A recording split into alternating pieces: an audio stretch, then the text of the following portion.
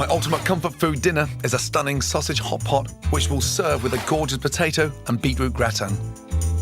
Now, I love hot pot. You love hot pot? And you love sausages, right? Yeah. What do you enjoy most about sausages?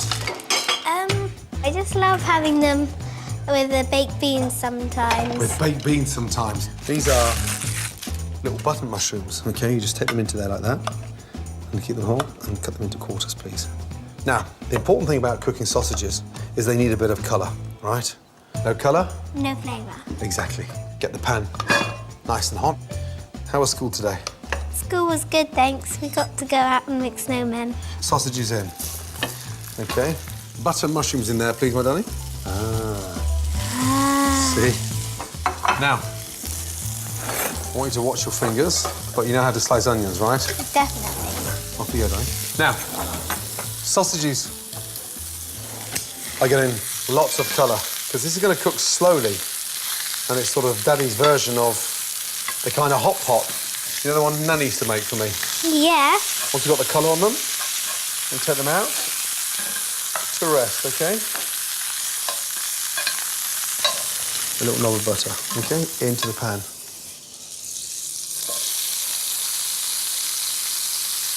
Now, it looks like a lot of onions, right? Yeah. As they start sweating down, they caramelise. So that'll go down by half. Give that a little fry. OK? Salt in. I want you to put a nice tablespoon of brown sugar in there. That gets them really nice and dark.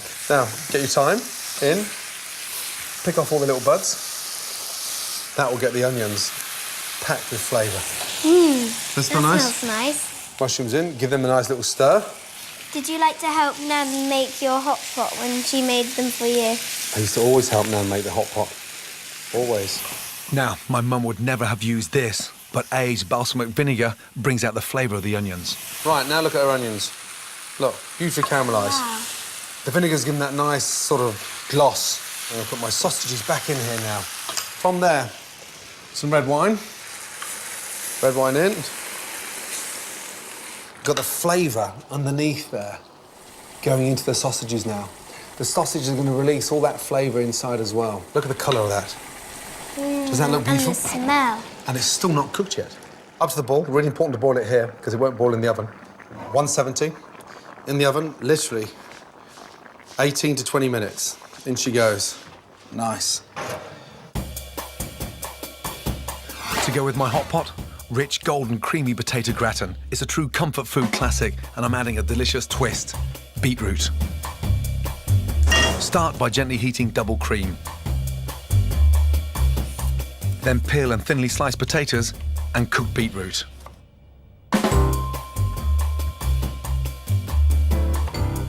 Next, rub garlic around the edge of your dish to thoroughly season with a glorious flavour. Then grease with a good layer of butter. Arrange alternate layers of potato and beetroot, seasoning in between.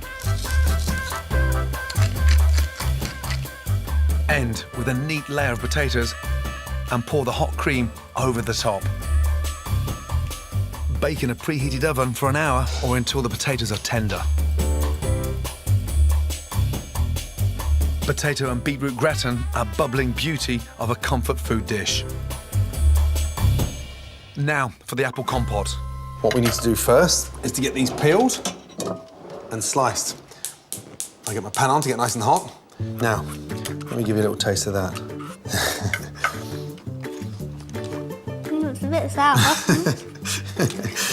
Isn't it? Thanks for the warning. Whoa. So, whoa. Nearly blew my head off. They're incredibly acidic, OK? And you need to cook them.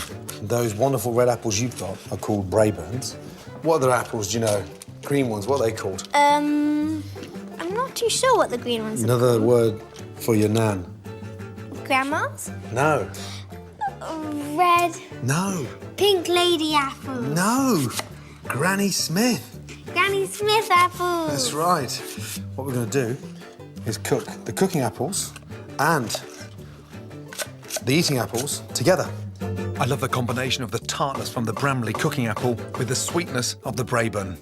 Get the pan nice and hot and sprinkle the bottom of the pan with caster sugar. 3 or 4 nice slices of fresh ginger.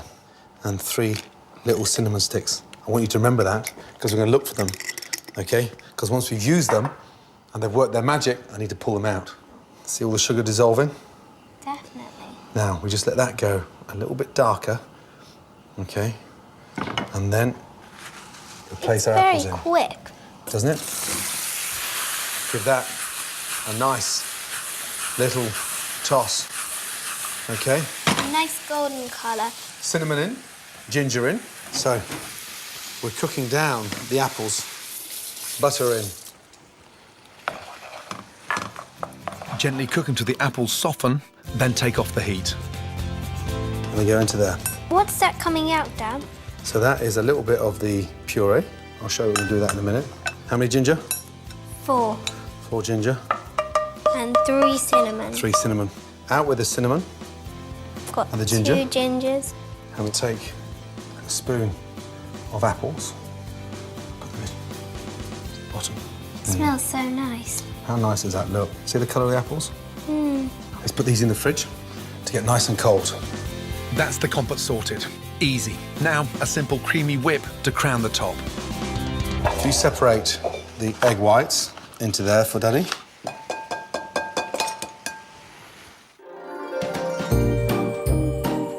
Right, egg whites are in. Egg whites are Yolks are in. separate. Off you go, Daddy.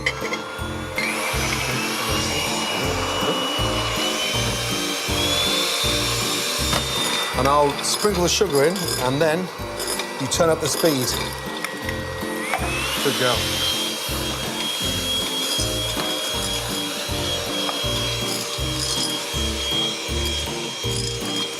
Push it off, please. Now let's see if you've got a really nice stiff peak. So you lift them up.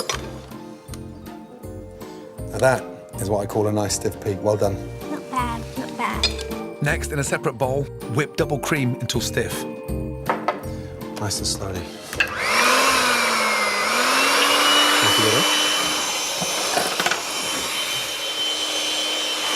So cream whips so much quicker. Yeah. Nice. That by hand, Dad. We're gonna put some delicious lemon zest, which will make the cream so much better. Then sweeten it up with leftover caramelly compote puree. And you mix that in nice and carefully. So it's like this apple butterscotch. Now, to make the cream even lighter, fold in those whisked egg whites and sugar. Egg whites into the cream. Just nicely fold that in. So you bring your glasses back out. Manage the glasses? Yep. Good girl. Tilly, we're on for a treat. Open up the piping bag.